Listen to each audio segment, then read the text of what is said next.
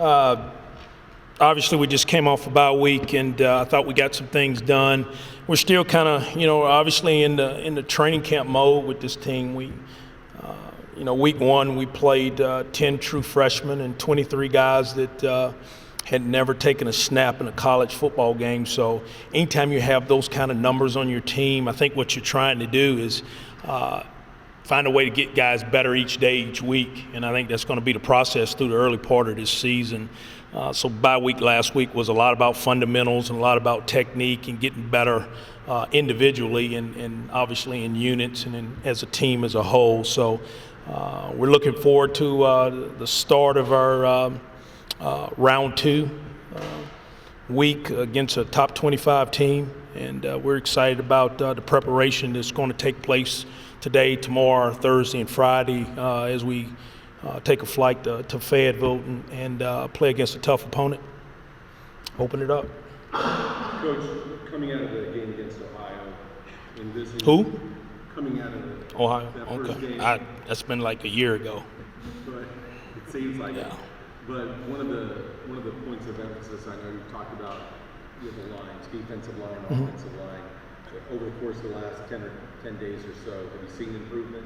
Yeah, we've got some guys, some more work. We need more volume in those units, more guys to help us. I really challenged our coaches to develop more guys. There's some guys that we have that need to be helping us more. We can't play, guys 70 and 80 snaps in our offensive and defensive lines. So we have to find more guys that can help us. And there are more guys. It's just a matter of fact whether they're going to give us enough quality reps to be able to spell some of the guys that play a lot of snaps. So we did that this week. We worked on that. We tried to get some more guys to work.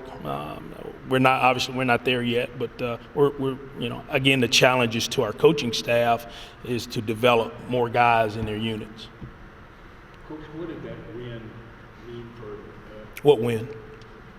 First win. Okay. First that's been a year ago. But it's transitioning into now. How did it boost the program? Did you see a difference in enthusiasm and work ethic? Did it make a difference in those terms? Well, here's what I'll tell you is when we started back January 19th, we told a bunch of guys, if you'll work your tails off, if you'll buy into a culture, if you'll follow us, if you'll follow the path and follow what we're doing, there'll be some success. Now, success isn't always in wins, in my mind. Success is coming together as a team, being a better player individually because you've worked hard, having better units. We got 9 units. So I think the win helped. It showed our young people and our student athletes that if you work hard and you stay together as a team, then you can have success. We had some breaks along the way to help us win that ball game. I don't think Ohio played their best ball game. Obviously, they went the next week and played very well and won a game on the road themselves. So I think what it's done, it's validated some of our work and how we do things.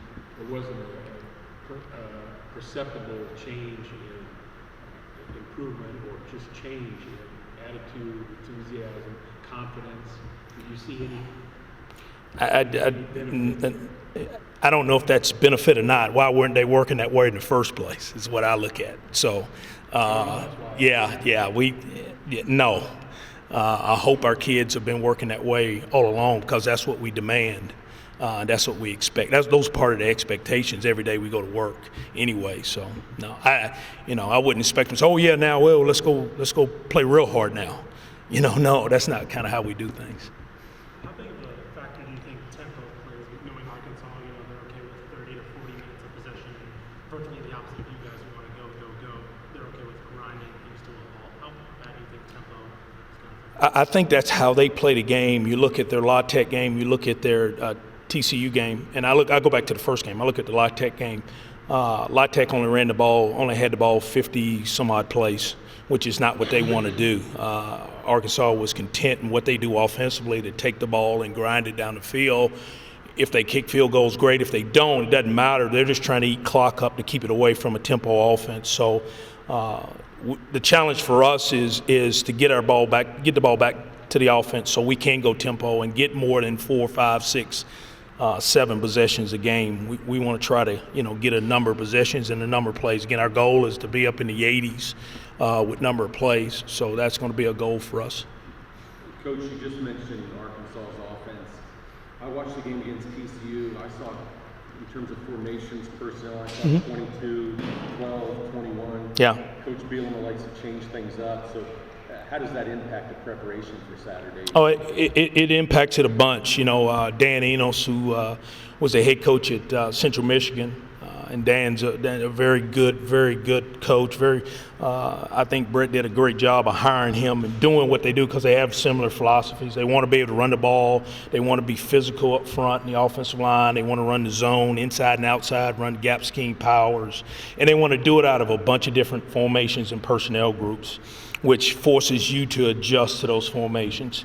And then when you get really, caught in and stopping the run, then they're going to play action and try to throw it over the top of you. So it's right where they want to be in their offense. It's exactly what they want to do offensively. What we have to do is be really good in setting edges and being strong in where we need to be in the gap responsibility, and then be good with our eyes on the play action pass. But it does create some challenges. Real physical up front. Yes. How do you combat that? Probably be outweighed again on Mm-hmm. their lines. It was a problem against Ohio. Mm-hmm. How do you combat that against team like Ohio? I think, the one thing you have to do on defense, and I thought TCU did a really good job. TCU's not much bigger than us. They're not. They play with great leverage. And that's how you play defense. You play defense not with size and girth. You play it with leverage. And if you're supposed to be a guy that's supposed to send the ball back, you got to leverage the football.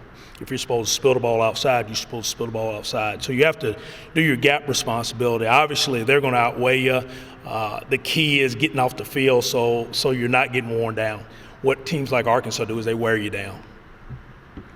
Tell us about Austin Allen, first-year starter for Arkansas. I'm sure you've got the season with Bill by now. What are some of his techniques, mannerisms? What can you tell us about him? I think he's very, very well coached. And again, I think Dan Enos, the offensive coordinator, has done a very good job of coaching him. Their offense helps a quarterback. He can be a little bit more of a game manager when you can run the football effectively like they do.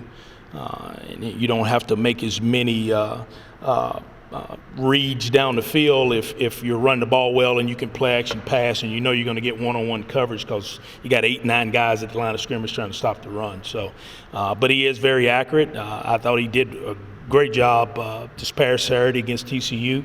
I thought he made some first-time starting throws against La Tech that weren't what they wanted, but he got better in game 2. So, and that's what you try to do, get better in game 2.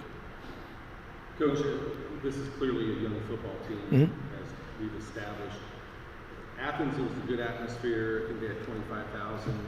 They're expecting a sellout on Saturday, 55,000 or so. So this young football team, how do you help prepare the freshmen who have never been in that kind of environment? Well, hopefully when they come to practice every day, we put them in kind of a chaotic, hectic environment every day they come over here. There's a lot of pressure at our practice. We don't have a laid-back practice. I don't know if you've been there a few times. You kind of see how we coach. So, playing in front of 55 or playing before 25 shouldn't matter if you're locked into what you do. And it's about how you go about your preparation throughout your spring, summer, and game week is, I think that's how you do it. We may do something with crowd noise to help us as far as mechanics on offense, as far as getting communication. But as far as worrying about who's in the stands, if you're worried about that, you got issues anyway. Coach, I think I looked at the FBS non-conference schedule for you guys. Pretty sure we have one of the top 2 of the toughest non-conference schedule. What is it with this young team that you're trying to establish with a non-conference schedule like this before you get going? Well, I inherited this schedule, so again, I don't, I didn't say we're going to have a young team. Oh yeah, by the way, we're going to have this schedule too. So I know I think it gives kids when you go to college. I went to Appalachian State. I wanted to play against Clemson. I wanted to play against Wake Forest. I wanted to play against ACC opponents. So I hope our kids are excited about playing against a top 25 SEC opponent and a top 10 AAC opponent. So I hope that's the mindset, because that's what my mindset would be. I'm excited about going to Fayetteville. Coach, your team has, been told that they're the underdog. How does that? Say, I didn't hear you. Your team has been told that the term underdog a lot. How does that affect your team? Yeah, I don't really know what that term means, to be honest with you. I don't know what underdog means. People use that all the time. I really don't know what that means. I mean, explain it to me. I don't know what underdog means. You know what it means? It means they think you'll lose. Huh? It means they think you'll lose. Yeah, well, a lot of people think people are going to lose. Do they call everybody an underdog? It doesn't affect you. Again, I don't know I don't use the term underdog. I've never been, associated with, the word underdog very much. Are you continuing to see development in your receivers? They had a really good debut. Guys that hadn't played much before. What's the next step for them? Trying to improve, just keep getting better. They haven't arrived. In terms of route running, blocking, everything. All of the above.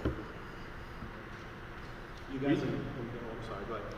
Were you happy though with their performance in the first game? Yeah, I thought the guys did well. Again, first game performance, I thought they did well. You guys unveiled some new lockers this weekend. How excited is the team about those? I think they were really excited. I think they were ready to get away out of the visitor locker room more than anything else. Oh, they've been having to go there while they were working Yeah. on it? Yes. You like them? You think they're good? Yeah, I think they're good. I think they obviously everything we do to try to help our student athletes, but also to help us in recruiting. So hopefully that helps us in recruiting. It helps our kids on our team. Obviously, you guys were to run the ball first. That's kind of been you guys established. But knowing that Arkansas did struggle against the pass when TCU started opening up, when a lot of times started opening up, how does that affect the pregame and game plan? Does it at all? It doesn't at all. What you have to look at is some passes are runs, and TCU ran the ball an awful lot. Some of the passes are runs. Coach, how does a game like Arkansas affect recruiting for you? Hopefully you can show, young people that you're recruiting, 17 and 18 kids, that one, you're going to play two out of your first three games. Really, you're going to play all first three games on television. Okay, so that's going to be big in recruiting. Obviously, we tweet that out, and that's big in recruiting. But also that you're going to get to play teams that are, nationally ranked and playing from the Power 5 conferences. Were there any pleasant surprises from the Ohio game? Guys that maybe performed beyond your expectations that we may be seeing a little more of now? Nobody in particular. I mean, again, that's been such a long time ago. We're in preparation for this one. So I think the guys, the word of the week is improvement. That's head coach improvement. That's staff improvement. That's player improvement. So nobody's arrived yet. We're not crowning anybody here yet. How about LG Williams? Mm-hmm. Will we be seeing, would you like to get the ball in his hands, your H-backs a little more in space? We like to get the ball to all our playmakers a little bit more.